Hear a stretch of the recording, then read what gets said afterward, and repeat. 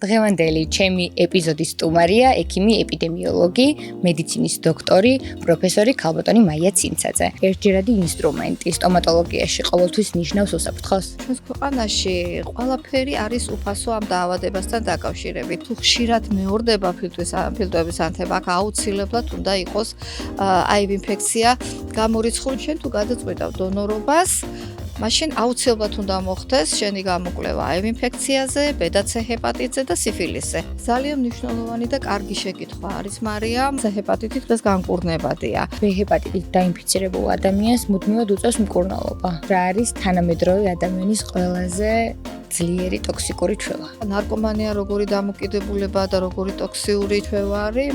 ესეც კარგად მოგეხსენებათ. ხელოვნური ინტელექტით და სოციალური ქსელით თვითმკურნალობა ჩემი აზრით არის ჩუმი ეპიდემია. ყოველი მესამე მყიდველი არის, როგორ იცით, აი თვითმკურნალობით დანიშნული ანტიბიოტიკი. ყველაზე გავრცელებული მითი რო წავშალოთ ადამიანის გონებიდან რომელი იქნებოდა? დღემდე ვერ ხვდები, რომ რატომ შეიძლება ექიმი იყოს ანტივაქსერი. მილიონობით ადამიანის სიცოცხლე გადაარჩინა ვაქცინაცია. მედიცინა კრიტიკული აზროვნების გარეშე წინ ვერ წავა. ხშირი ახალშობილ დედებს შორის კონფლიქტია ვაქცინასთან დაკავშირებით, რომ თითქოს უკავშირებენ წინახევრის ვაქცინას, წინახევრის ბავშვებს რომ ეკუთვნით აუტიზმს. მთელი ბუშტები, წითელი ტანსაცმელი და აბა მოვეფეროთ, არ არის პრობლემა. შენ უნდა იყო ცხოვრების ჯანსაღი წესის მიმდევარი და შენ უნდა შეეცადო, რომ ასე ვთქვათ, შეინარჩუნო ჯანმრთელობა.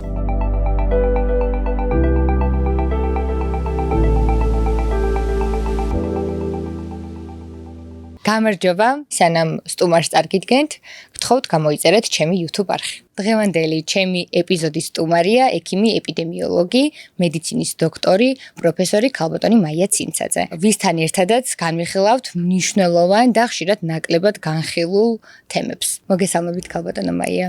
მოგესალმებით, მადლობა თქვენი ინტერესისთვის, რომ დაინტერესდით საერთოდ ამ თემით.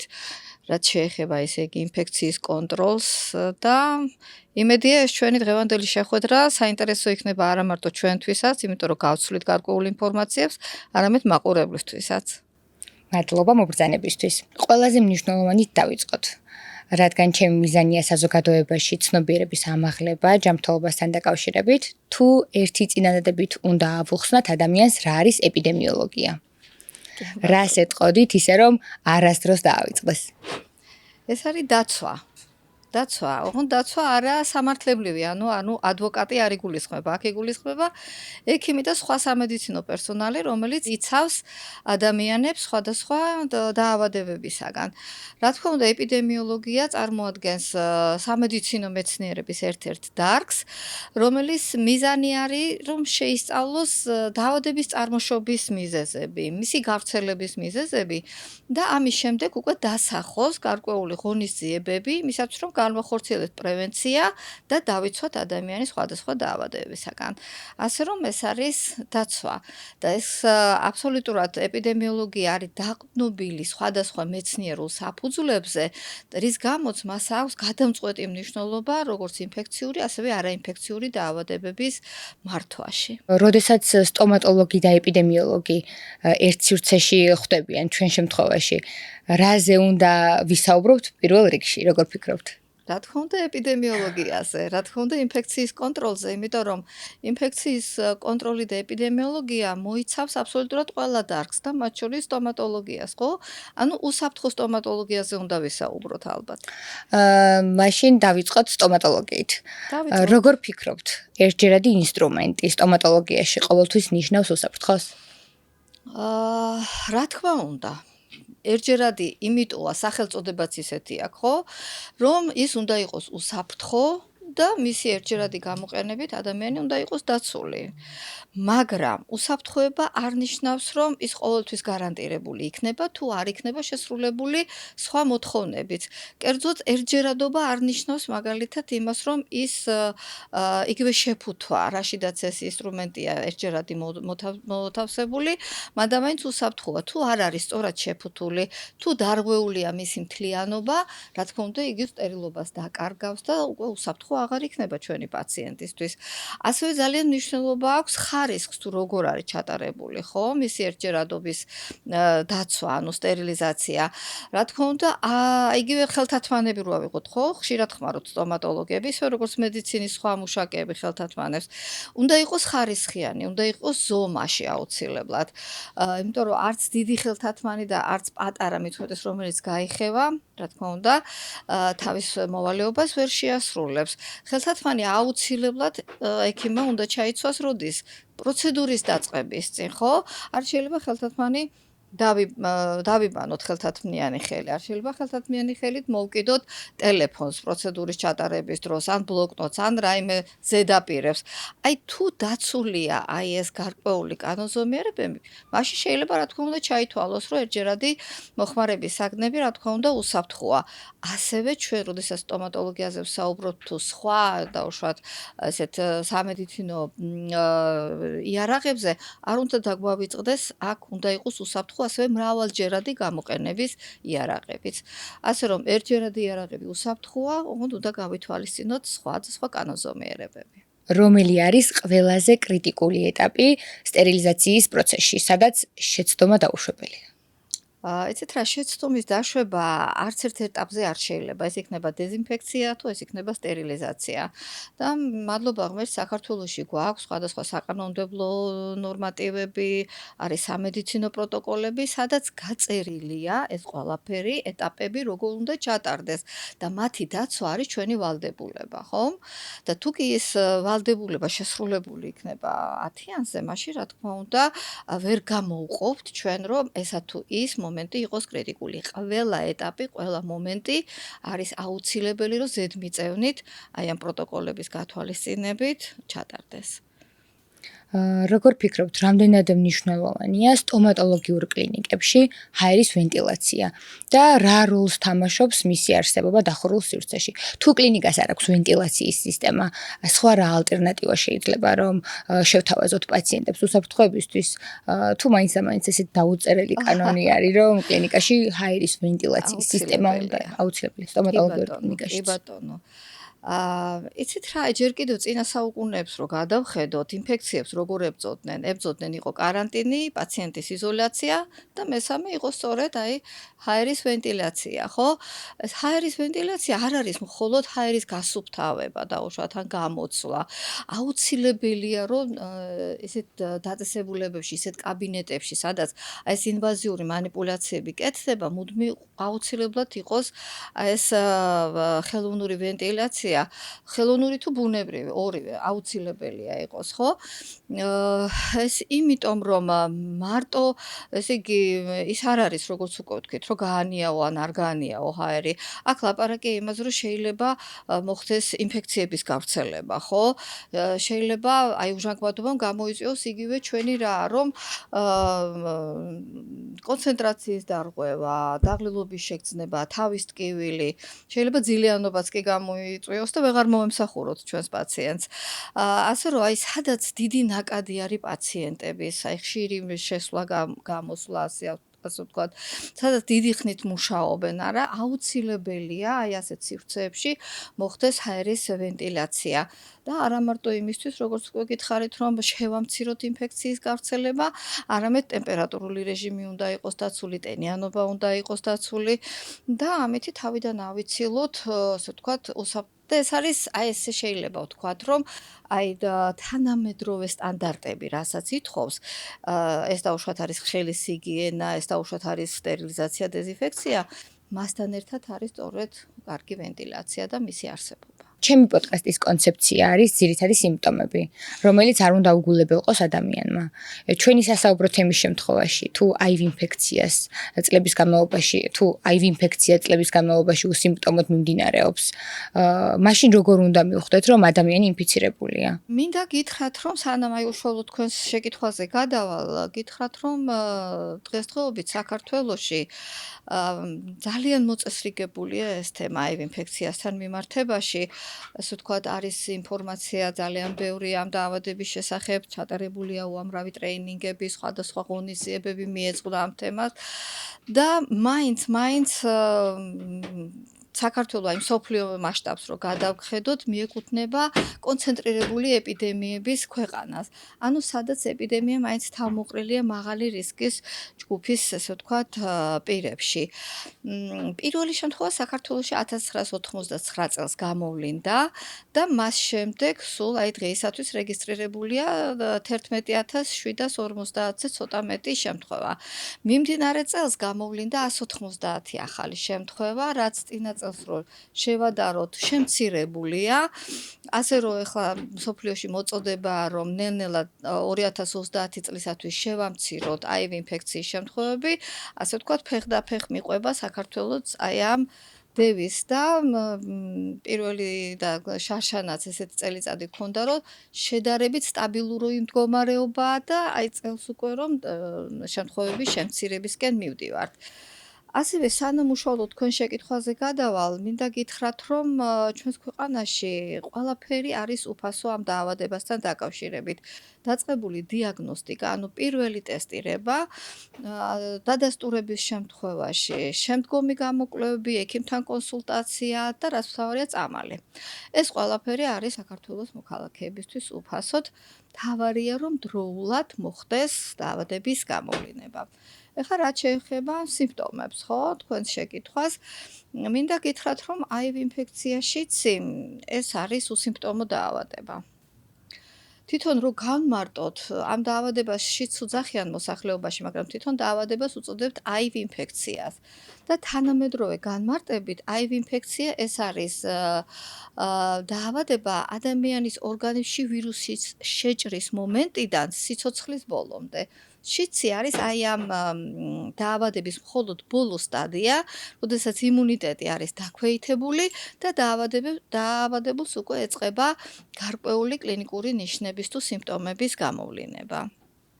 და აი ამის გამო ჩვენ ვერ დავეყრდნობით მარტო სიმპტომებს და აუცილებელია ეს დაავადება არ არის, რომელიც სიმპტომურად უნდა დაისვას დიაგნოზი.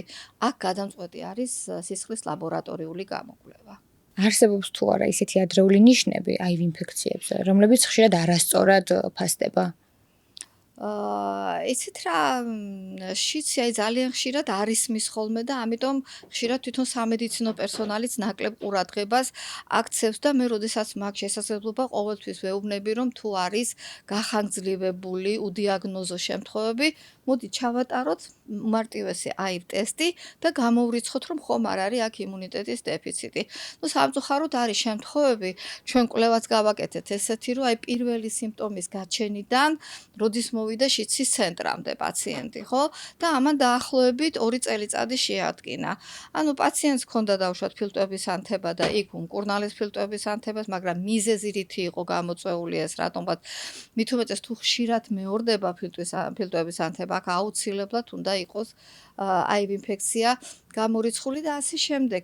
უბრალოდ სამწუხაროდ არ ხდება ყურადღების გამახვილება, სანამ არ გამოირიცხება სხვა ყველა დანარჩენი, ხო ხდებით? და აი ამიტომ ხშირად HIV ინფექციას მწვავე პერიოდი არ აქვს. თუ გამოვლინდა შემთხვევათა სადღაც აი დაახლოებით 10%-ში, ძალიან გავს გრიპის მაგვარ სიმპტომებს, ხო? და ძალიან ხშირად გავს, ესე იგი, ინფექციონისტები უძახიან, აი ინფექციური მონონუკლეოზი, ესეთი დაავადება არსებობს, რომელიც მიმდინარეობს ლიმფური კვანძების გადიდების, ყელის ტკივილით, მაღალი ტემპერატურით და ასე შემდეგ და ამ დროს ეს აბსოლუტურად იდენტურია HIV ინფექციის მწვავე პერიოდისა და ამ შემთხვევაში ხდება ხოლმე სწორედ აი მონონუკლეოზის ზე ანალიზების გაკეთება, მაგრამ HIV ინფექცია რატომღაც გვავიწყდება და გარკვეული პერიოდის შემდეგ ხდება უკვე გამოვლენა და სხვა ტესტირების ჩატარება. ასე რომ მე ჩემ კოლეგებს მოუწოდებ, რომ აუცილებლად კიდევ და კიდევ არის გახანგრძლივებული ინფექციები, ხშირად შემხვედრი ინფექციები განმეორებითი, დაუზუსტებელი, გამოვრიცხოთ HIV ინფექცია და ეს გაცილებით გააიოლებს შემდგომ დიაგნოზის დასმას. ესე იგი კლინიკური გამოვლინება ჰგავს გრიპს. ადრეული გამოვლინება, გრიპს და ასევე ინფექციურ მონონუკლეოზს. არსებობს თუ არა შემთხვევითი აღმოჩენების მაღალი პროცენტი? მაღალი პროცენტი ალბათ არა, მაგრამ თუმცა არის ესეთი შემთხვევები, რომ მაგალითად ადამიანს თხოვენ, რომ ჩააბარონ სისხლი. აი ხა დონორობას, ხო? იმიტომ რომ არ არის იმ ჯგუფის სისხლი დაუშვათ, ან ნათესავი დონორია, ან თუნდაც აი ესეთი მოხალისე და აი ადამიანი გადაწყვიტა სხვა ადამიანის, ასე ვთქვათ, სიცოცხლის გადარჩენა, მიდის სისხლის ჩასაბარებლად. მოგეხსენებათ ჩვენ ქვეყანაში აივ ინფექციაზე ტესტირება საერთოდ ნებაყოფლობითია. ხა მე ჩვენ ძალას ვერავის ვერ დავადავთ. გინდა გჭაიტარებ, გინდა არა. მაგრამ შენ თუ გადაწყვიტავ დონორობას, მაშინ აუცილებლად უნდა მოხდეს შენი გამოკვლევა აივ ინფექციაზე, ბედაც ჰეპატიტზე და სიფილისზე. ანუ იმ დაავადებებზე, რომელიც შეიძლება სისხლის გადასხმის გზით გადაეცეს. და აი ამ დროს, აი იმ გადასხმის წინა პერიოდში ხშირად დაუშვათ მომხდარა გამოვლენა და ადამიანი არც კი იცოდა რა თქმა უნდა თავისი ინფიცირების შესახებ, ისე მომხდარა და უეცრად გამოვლენილა როგორც აივ ინფიცირებული. ნუ ასევე შეიძლება იყოს აი ორსულობის პერიოდში, ამიტომ ძალიან მნიშვნელოვანია, ხა აი ორსულებთანაც მანდატორი არ არის, მაგრამ ჩვენ აუცილებლად უნდა გამოვკითხოთ კარგად და გადავწყვიტოთ რისკი არის თუ არა და აუცილებლად, მაინც ყველა შემთხვევაში ჩვენ უნდა შევთავაზოთ, რომ ყველა გზა, ყველა შემთხვევა იყოს გამოვლენილი აივ ინფექციის შემთხვევაში. რა შეგიძლიათ გითხრათ პოსტ-ექსპოზიციურ პროფილაქტიკაზე? ძალიან მნიშვნელოვანი და კარგი შეკითხვა არის, მარიამ, ძალიან აქტუალური, მინდა გითხრა, იმიტომ რომ შიცის ცენტრში ყოველდღე არის ზარი თუ ჩვენთან კონსულტაცია იმის შესახებ, რომ აი სხვადასხვა манипуляციების დროს მოხდა შვათ კანის მთლიანობის დარღვევა, ან შეშხეფება სხვადასხვა ბიოლოგიური სითხეების და როგორ მოვიქცეთ, ხო? საერთოდ სამედიცინო პერსონალი, ვისაც აი ჩარევები აქვს ეს ინვაზიური, ეს ქირურგიული, სტომატოლოგიური, გინეკოლოგიური თუ აი რეანიმატოლოგები, ყველა ეს სამედიცინო პერსონალი, ექიმია, ექთანია, აცრელი უნდა იყოს ბ-ჰეპატიტზე, ხო? რომ იყოს დაცული თუნდაც ამ ერთი ინფექციისაგან. რაც შეეხება C-ჰეპატიტს, ნუ არ უნდა დაინფიცირდეს თუ კი უსაფრთხოების უნივერსალურ წესებს გამოიყენებს ადამიანი, მაგრამ ნუ თუ მაინც მოხდა იქ ხელთათმანის დარღვევა მთლიანობის ან რაღაცა და მაინც დაინფიცირდა, გამოსავალი ადვილია, ჩაიტარებს კურნალობას, არსებობს კურნალობა და C-ჰეპატიტი დღეს განკურნებადია. მაგრამ რაც შეეხება აივ ინფექციას, აქ არაფერი არ აქვს, გარდა მკურნალობისა, ხო? ეს კურნალობა აივ ინფექციაზე არის, მაგრამ განკურნება არ არის. და ამიტომ, ესე იგი, როდესაც არის ესეთი, ასე ვთქვათ, შემთხვევები, რომ ხდება კანის მთლიანობის დარღვევა, აუცილებელია პირველი დახმარება ჩაიტაროს ადამიანმა. აქ იგულისხმება, რომ არავითარ შემთხვევაში იმ ნაჩხლეტზე არ მოხდეს ხელის ზეწოლა. ვიცით ხოლმე, რომ როდესაც შევიჭკვლიდავთ, უნდა დავაჭიროთ, გამოვიდინოთ სისხლი, ესე არასოდეს არ გავაკეთოთ.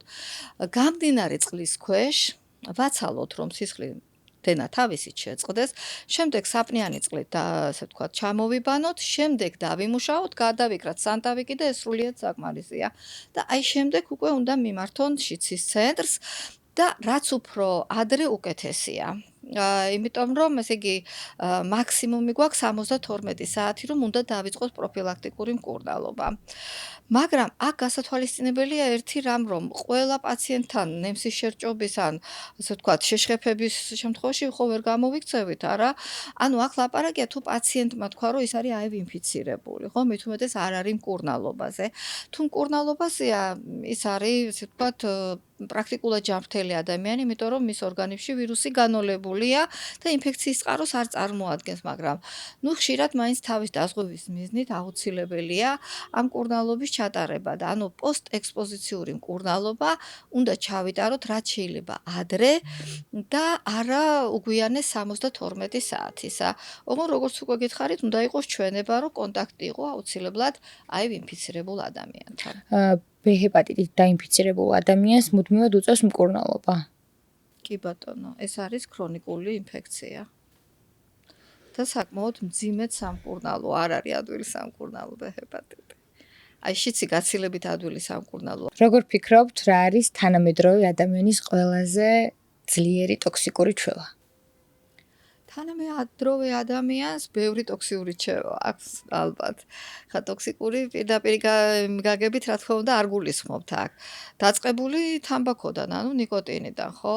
ალკოჰოლი, იგივე ლუდომანია, ანუ თამაშზე დამოკიდებულება, ესე იგი სიამოვნებას ღებულობენ, როცა რისკზე მიდიან ახლა, ხო? ეს ლუდომანები.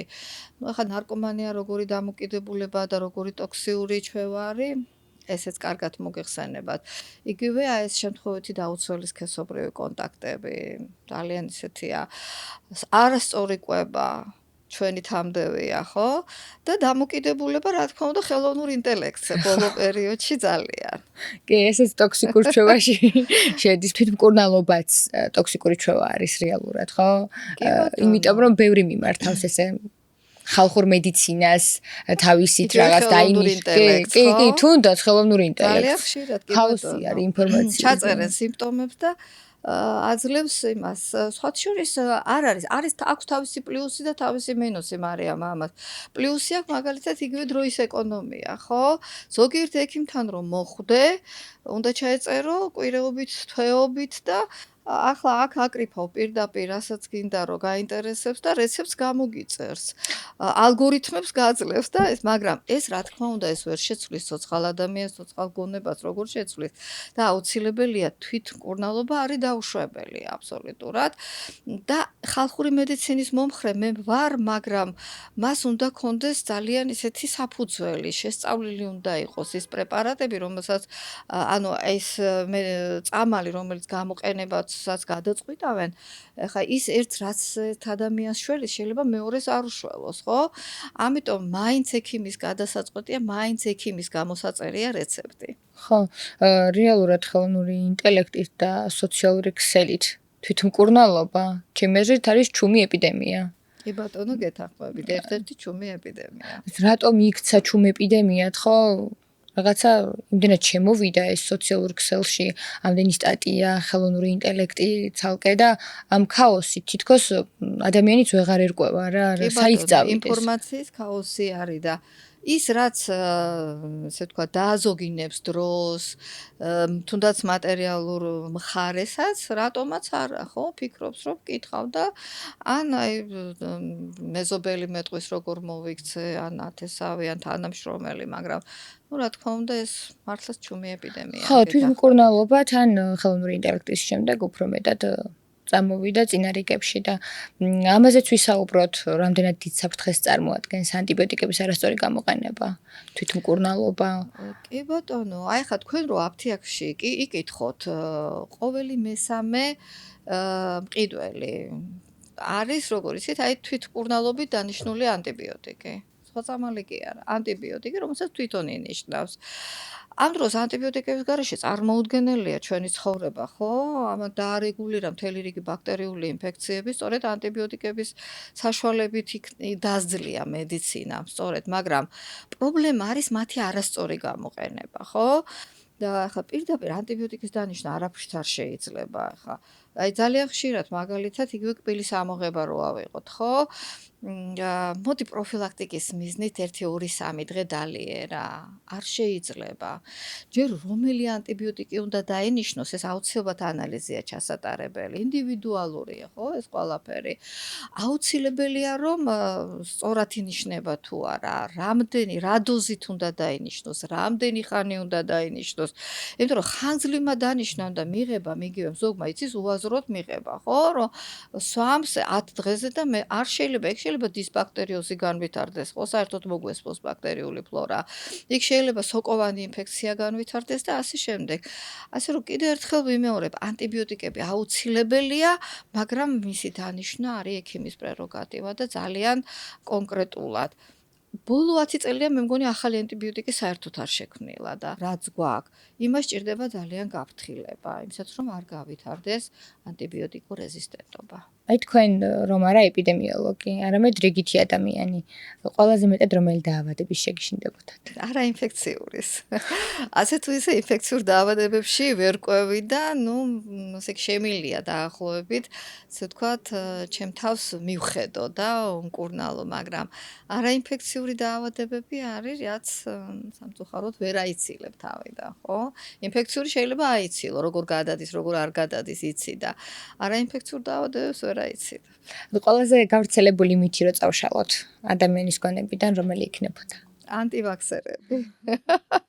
რა თქმა უნდა, ეს იმიტომ რომ იმუნიზაცია ეს არის ძალიან დიდი მონაპოვარი მედიცინის საერთოდ და აი ესეთი ანტივაქსერი რა არის? ანუ აქვს ნეგატიური დამოკიდებულება, ხო, ვაქცინების მიმართ და ამ თავის ანტივაქსერულ, ესე ვთქვათ, განწყობას გადაცემს სხვასაც და აი ეს არ არის კარგი მომენტი, რა თქმა უნდა.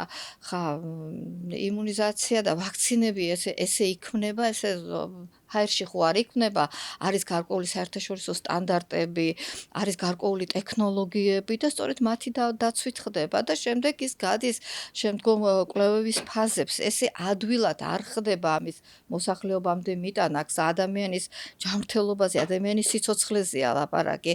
მაგრამ აი განსაკუთრებით COVID-19-ის დროს დაიზაბა სწორედ ვაქცინის, ანუ ექიმებს, ვინც მომხრე იყო ვაქცინირების, იმიტომ რომ აქ ადამიანის გადარჩენაზე იყო უკვე საუბარი, ხო, სიცოცხლის შენარჩუნებაზე, იმიტომ რომ ადამიანი ხელიდან გეცლებოდა ყოველ წუთს და შენ არაფერი არ ქონდა იმისი, რომ შებრძოლებოდი აი ამ ყველაფერს და ჩვენთვის ვაქცინა ამ დროს იყო აი რო იტყვიან ჯადოსნური გადარჩენილი საშუალება და აი ამ დროს გამოდიოდნენ სამწუხაროდ ანტივაქსერები, სამწუხაროდ მათ შორის იყო ექიმები და მე დღემდე ვერ ხვდები, რომ რატომ შეიძლება ექიმი იყოს ანტივაქსერი. ვერ ხვდები, მართლა ვერ ხვდები ამას. იმიტომ რომ დაახლოებით 20 დაავადება რისი ვაქცინაც არსებობს და აი წითელა, წითურა, დიფტერია, ყვავილი, პოლიო, ცოფი როგორ შეიძლება ამის ვაქცინირებაზე, გრიპი, იგივე COVID-19 დროს ვარ იგვეთქვა ვაქცინაციაზე, ხო? ანუ მილიონობით ადამიანის სიცოცხლე გადაარჩინა ვაქცინაციამ. და დღეს რომ ზოგიერთი დაავადება საერთოდ რო არ არსებობს, ეს ვისი დამსახურებაა, ყვავილი რო არ არსებობს, პოლიომიელიტის იშვიათი შემთხვევები რო არის, რა თქმა უნდა ვაქცინაციის დამსახურებაა, ხო? მე მესმის, რომ უნდა იყოს კითხვები, მარიამ, რა თქმა უნდა ვაქცინის შესახებ.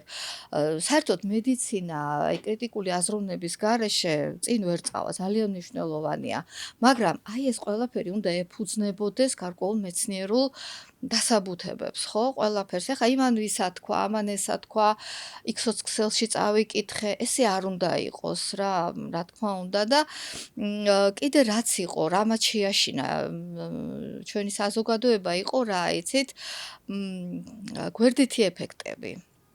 საერთოდ არ არსებობს ვაქცინა და არც წამალი და არც არაფერი თავისი გვერდითი ეფექტი რო არ ქონდეს, ხო? მაგრამ ესენი ვაქცინების შემთხვევაში არის იშვიათი, არის ადგილობრივი, შეიძლება იყოს, აი ვაქცინაციის გაკეთების ადგილზე შეიძლება იყოს შეწითლება დაუშვათ, ან ცოტა ტემპერატურული რეაქცია. ეს პირიქით კარგია, რომ ვაქცინა მუშაობს, ხო? და შეიძლება იშვიათად იყოს აი ესეთი რთული გართულებებით, რომელიც უნდა მართოთ, ექიმა უნდა იცოდეს, ის ვინც იმუნიზაციაში მუშაობს, მან გადასარევად იცის, როგორ უნდა მართოს ვაქცინაციის შემთხვევაში აი ეს გართულებული გვერდითი შემთხვევები. აი ხლა ის რომ იწვევს უნაყოფობას, აი ჩაგვიდგეს ჩიპი, დავიჭერთ 5G-ს, ხა არასერიოზულია ელემენტარულად, ხო, ეს ყველაფერი და რა თქმა უნდა, კიდე ერთხელ ვიტყვი, რომ ვაქცინა ასე მსოფლიოში არ არის ისეთი ვაქცინა, რომელმაც 100%-იანი დაცვა მოგვცეს, ხო და არ დაგემართება ესა თუ ის ვირუსი. მაგრამ ვაქცინა გაძლევს გარანტიას იმისა, რომ დაბალია დაინფიცირების რისკი და დაინფიცირების შემთხვევაში, რომ აქ შეამციროს გართულებები, ხო? და შეამციროს იგივე სიკვდილის რისკი. ხშირი ახალშობილ დედებს შორის კონფლიქტი ამ ვაქცინასთან დაკავშირებით, რომ თითქოს უკავშირებენ წინახევრის ვაქცინას, წინახევრის ბავშვებს რომ ეკუთვნით აუტიზმს. თქვენ რას ფიქრობთ? კი ბატონო, წითელაზეა ალბათ საუბარი. წითელა არის წლის აცრა, წინახევრის არის ტეტანუსი. აუცილებელია ყველაფერი ეს ჩატარდეს. აი ხლა კომუნისტებს დავცინივართ ხო საბჭოთა პერიოდს და აი ეს იმუნიზაციის კალენდარი, რომელიც დღემდე არსებობს, გადასარევად შედგენილი, გადასარევად გაწერილი. აუცილებელია. მე მაგალითად ჩემ შვილიშვილს აბსოლუტურად ყველანაირი ვაქცინაცია მაქვს მასთან ჩატარებული და აი ეს იცით რა მithქმა მოთქმებია, რომ ყველაფერი უკავშირდება ამას. არ შეიძლება აი ამან რომ დედების გარკვეულმა ნაწილმა არ ჩაუტარა თავის შვილს ვაქცინაცია, გამოიწვია ხა ეპიდემიას ვერ ვიტყვი, მაგრამ ძალიან მოიმატა წითელას შემთხვევებმა, ხო? ძალიან გავრცელდა იგივე კუნთრუშას შემთხვევები, იგივე დაუშვათ ჩუტყვავილას შემთხვევები. ბავშვები კარგად გადაიტანენ, ახლა მაგათთვის ეს ბატონებს უძახიან თან, ხო? და აი წითელასთან წითელი ბუშტები, წითელი ტანსაცმელი და აბა მოვეფეროთ, მოვეფეროთ, არ არის პრობლემა, მაგრამ აი ხა დიდებში როგორ არის გადადატა? ძალიან რთულია, ძალიან გართულებულად მიდის, ხო? და ბავშვებმა, რომელმაც იგივე სკოლებიდან, საბავშვო ბაღებიდან მოიტანეს ოჯახში, ოჯახის წევრებმა ძალიან რთულად გადაიტანეს შემდეგ ეს დაავადება და ასე რომ აი ეს ყველაფერი უნდა ვიფიქროთ. არ არის დადასტურებული აი მაგ თქვენი ერთ-ერთი შეხედულება, ერთ-ერთი მითი, რომ წითელას ვაქცინა იწვევს აუტიზმს. ეს არ არის მართალი. ბოლოს რომ მივცეთ რჩევა, საზოგადოებას რა რჩევას მიცემთ როგორც ეპიდემიოლოგი? რჩევა ეხა როგორც ექიმი ეპიდემიოლოგის ის არის რომ ჩვენ უნდა დავიცვას ჩვენი ჯანმრთელობა, ხო? პირველ რიგში აი არ უნდა დავაბრალოთ სხვა რომ იმისგან გადამედო და მან არ დაიცვა წესები. პირველ რიგში შენ უნდა დაიცვა, შენ უნდა იყო ცხოვრების ჯანსაღი წესის მიმდევარი და შენ უნდა შეეცადო რომ ასე ვთქვათ შეინარჩუნო ჯანმრთელობა. რა თქმა უნდა არის ეხა მთელი რიგი დაავადებები რომელიც გინდა არ გინდა გემართება ადამიანს, მაგრამ უნდა შეეცადო შენი ცხოვრების წესით რომ გარკვეულწილად აი ეს ასე ვთქვათ განძი რომელიც ჯანმრთელობას უძახით ჩვენს მიერ იყოს შენარჩუნებული. მადლობა პასუხებისთვის, მადლობა დროის დათმობისთვის. მადლობა თქვენ, საინტერესო იყო ძალიან. ვფიქრობ რომ საინტერესო გადაცემა გამოგვივა. მადლობა. კარგად.